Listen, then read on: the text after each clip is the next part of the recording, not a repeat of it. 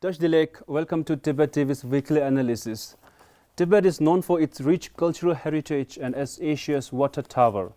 Reports of deteriorating human rights situation for over 60 years now under Communist Party of China, Tibet has also drawn world's attention towards its geopolitical significance, because of which there are a growing number of people engaged in studying Tibet, popularly conceptualized as Tibet studies.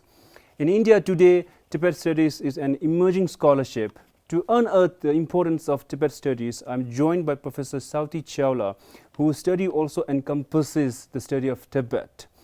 Professor Sauti Chawla is an assistant professor at the Jindal School of Liberal Arts and Humanities, OP Jindal Global University, Sonipat. She did her PhD in history at the University of Virginia. She also hosts the Twitter channel at Himalayan Stories. Welcome to Tibettv, Professor Sauti Chawla. Thank you so much. Thank you for having me.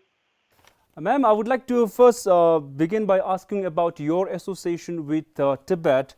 So, as an academician, what drew you towards Tibet, and also when did you start your research work related to Tibet? I think one word answer would be it was just luck, pure luck. When I was an undergraduate student, I was studying English literature at Delhi University. And I saw this poster with His Holiness's picture on it. And it was a Gurukul scholarship program that the Tibetan government in exile, through SPICMAK and the Foundation for Universal Responsibility of His Holiness the Dalai Lama, they organize this program every year. And I got selected to spend the whole summer at Dolmaling Nunnery and Institute of Dialectics, which is near Dharamshala, you might know. It's the headquarters of the Tibetan Nuns Project. That's how my interest in Tibet began, by talking to the nuns, and they were very generous with us. They shared their stories. And living in the community, I took classes at the Library of Tibetan Works and Archives.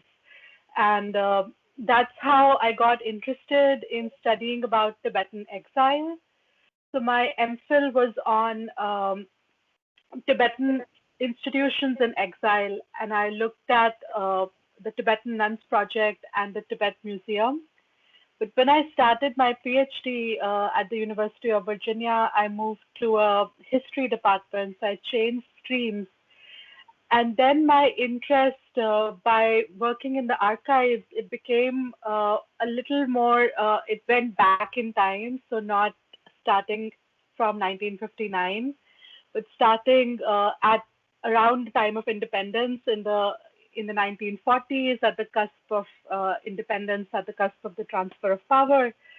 And I now look at the Tibetan cultural region broadly, so not just Tibet, but India's relationship to its Himalayan neighbors and Himalayan parts of India, so Ladakh, Tawang, Sikkim, and then also India's relationship to Bhutan and Tibet. So it started at Dolmaling, and then through archival work, it expanded both in time and in space. Okay, ma'am. As you have said, how you came in contact with Tibetan community. So I would like to ask you a question about the importance of studying Tibet studies. So how common is it for the scholars and students to enroll in Tibet studies in educational institutions in India? And also, how important do you think Tibet studies is to the Indians, and what are the prospects or scopes of this? It's a very good question, and it's actually a question I am currently very interested in knowing more about Tibetan studies in India. I think my short answer would be it's unfortunately there aren't many Tibetan studies programs in India, and I think when we were talking about what questions you would be asking me, I did a little more research as I was preparing for this interview, and unfortunately, there is a lack of interest in India on Tibet. And even those who study Tibet, for the most part, it's either from a foreign relations perspective, so Tibet as it factors in India-China relations, so the question of the border, the McMahon line, or there is interest in Tibetan Buddhism, but not really so much in Tibet as in contemporary Tibet or in other aspects of Tibetan culture. So unfortunately, there is that lack of interest, and part of it is that in many research programs, in most research programs in India, scholars don't do language work. So even those who work on Tibet, say from a political science perspective, or even those who are working on Tibetan Buddhism in some cases, don't learn Tibetan language. So that really limits the kind of research that they can do and the kind of sources that they can access. So that would be, I mean, for studying Buddhism, there are of course places. There is the Central University of Tibetan Studies. There is Sara College. The Tibetans in exile themselves have created opportunities for the study of Tibetan Buddhism and other aspects of Tibetan culture.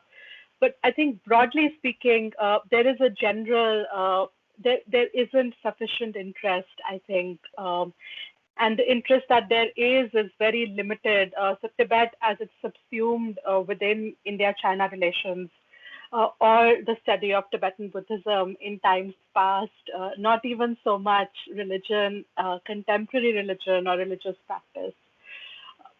Yeah. Okay, ma'am, as you rightly pointed out that there are very few Tibet study centers in India, even though it is very much prevalent in Western universities. So where does the vacuum lies? Hmm.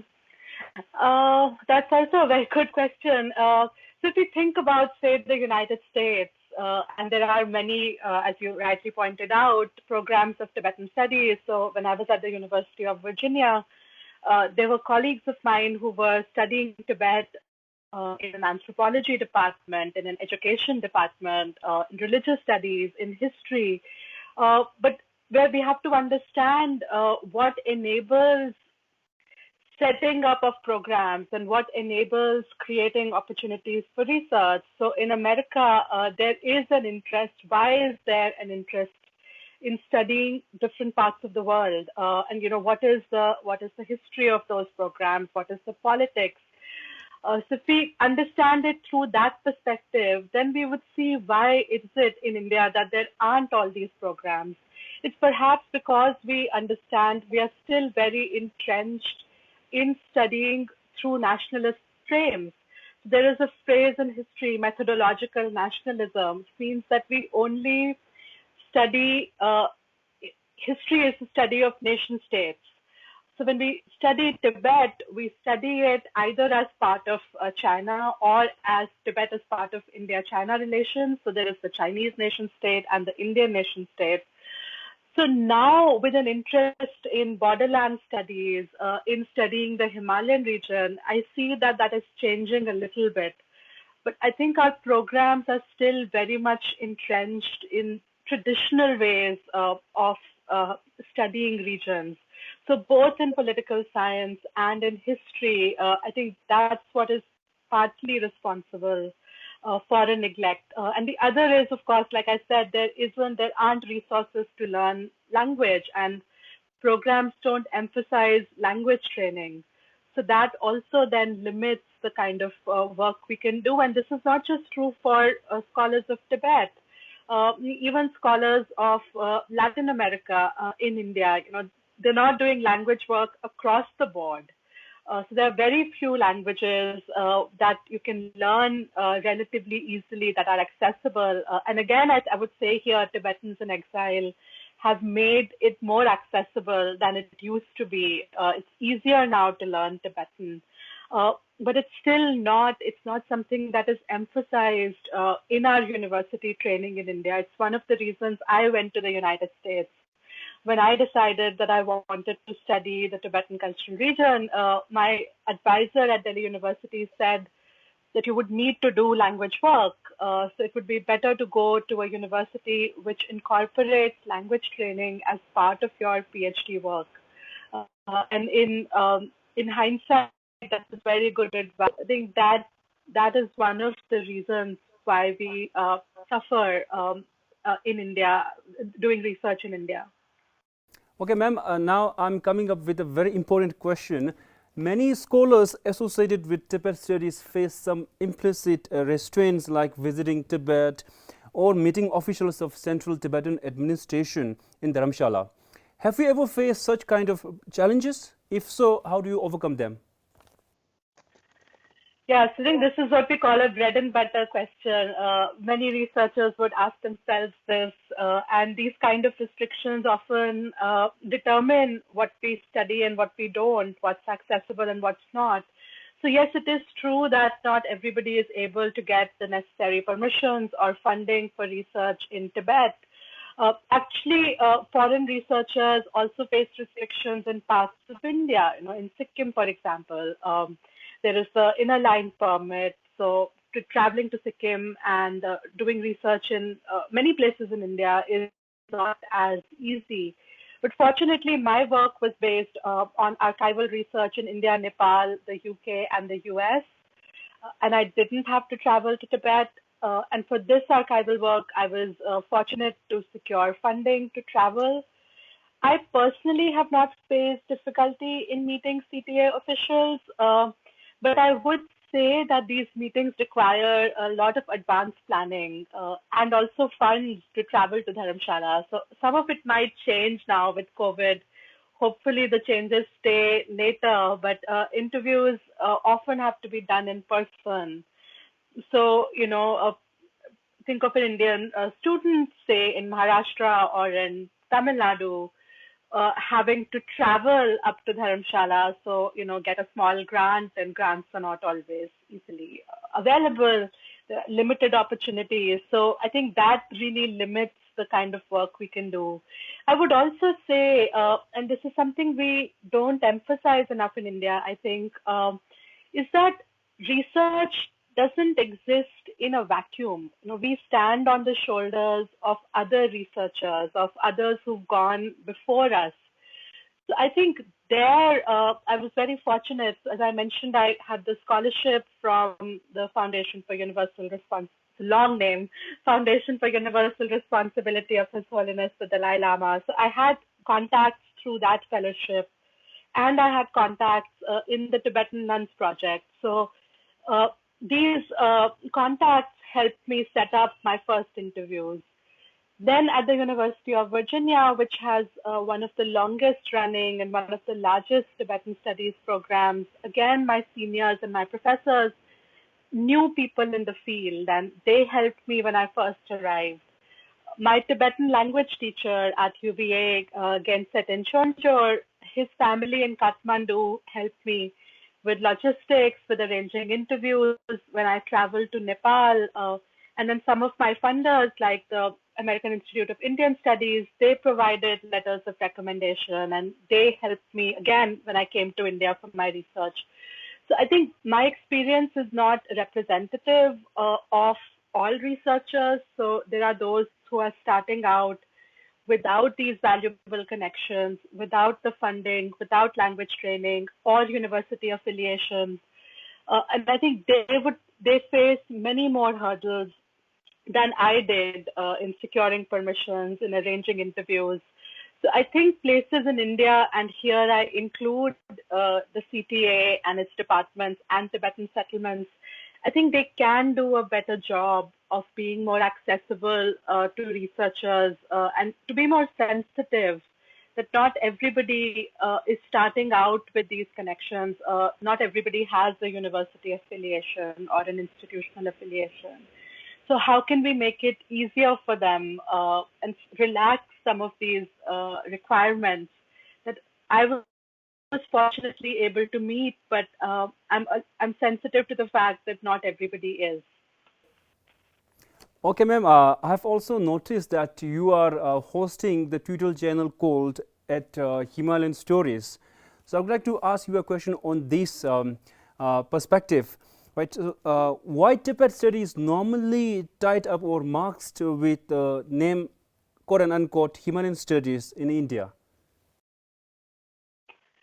So that's a great question. And I'm actually struck by the way you phrased this question. So you use the word mask. which suggests that maybe there is something to hide here, that something is being masked, or that calling it Himalayan makes it more acceptable. And I think both of these are partly true. So that suggestion in this word you use, masked, I think it's true. And as I mentioned in my previous answers, that's having to do with how we understand Tibet as part of India-China relations and not always independently or only through the Buddhist connection. So when we think about Tibetan Buddhism, our first sort of perhaps point of entry are the Himalayan regions of India that also follow Tibetan Buddhism. But I believe that perhaps it's not all bad. And I believe, again, as an Indian student, as an Indian teacher now, that there is real potential. And the other phrase you used was tied up. So I think in tying up Tibetan studies with Himalayan studies, I think there is real potential here, especially for scholars of South Asia. So as a historian of post-colonial India, I often remind my students that having different vantage points enriches our understanding of history. So the Indian nation state that we know today, it wasn't forged only in centers of Delhi or Calcutta. The interconnections among Ladakh, Tibet, Sikkim, Bhutan, Tawang, and their different relationships with the Indian center, I think both colonial and post-colonial, they tell us important things about the contemporary Indian Republic and how India sees, how India understands itself and its position in the neighborhood. So as recent events remind us, these older histories, older Himalayan histories, they're not done and dusted. They reassert themselves. We noticed this with Doklam a few years back, and of course this year in the summer again. Many Indians of my generation or my students' generation, they don't even know, for example, that Sikkim only became part of India in 1975. So I think we are lucky that the scholarly interest in Tibet and the presence of a large Tibetan exile community in India has also led to an interest in the Himalayan regions of India that border Tibet. So studying Sikkim, for example, within a Himalayan studies framework and studying its interconnections or even its conflict, say with Tibet or with Bhutan, it will illuminate parts of its history that might be lost, that might not be apparent if it was, and again to use your word, if it was tied up or masked within Indian history. We might not notice these things.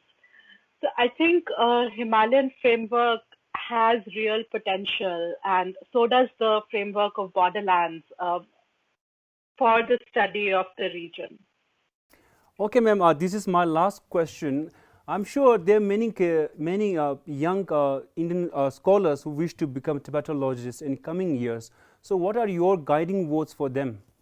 So this is a question that's very close to my heart because I started teaching. I came back to India last year and working with students in India and encouraging or cultivating this interest in Tibetan studies. So that's been large part of what I've been doing in the last year or so.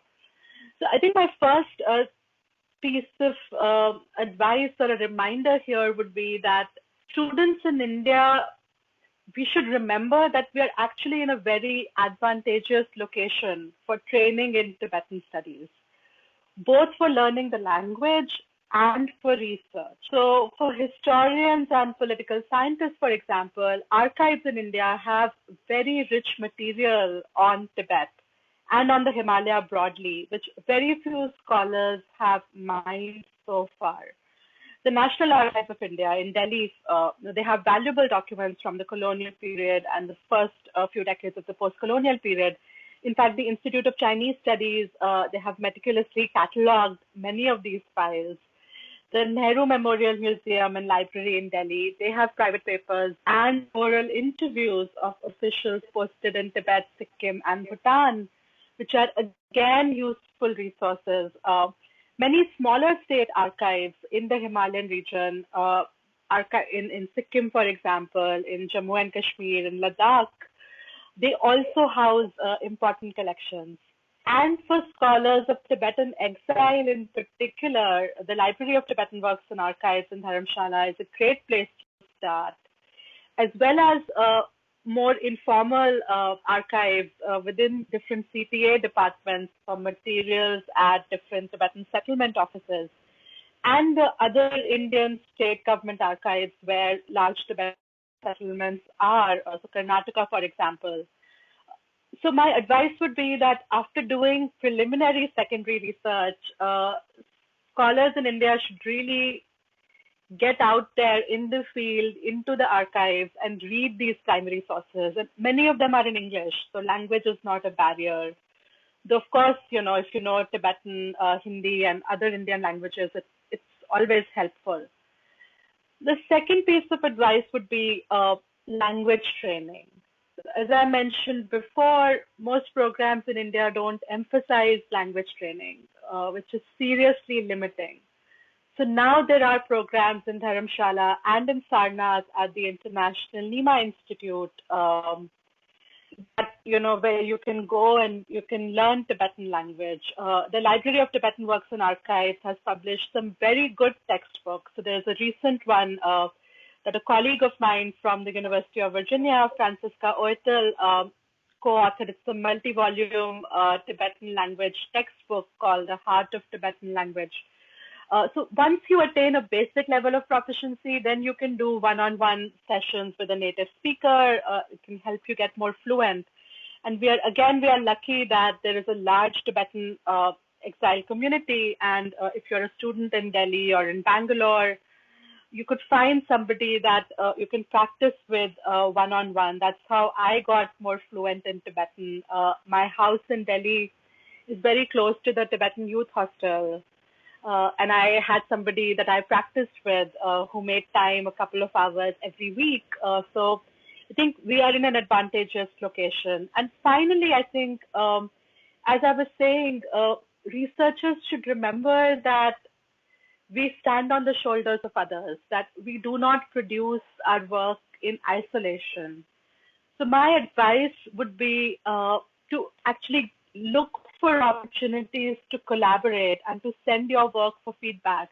So here again, India is a great place to be a Tibetologist. So there are places like the Tibet Policy Institute or the Institute of Chinese Studies, which provide platforms for scholars to present their work, to meet other researchers. I presented my work on Sikkim and Bhutan at the Institute of Chinese Studies, and I gained immensely from the feedback I received.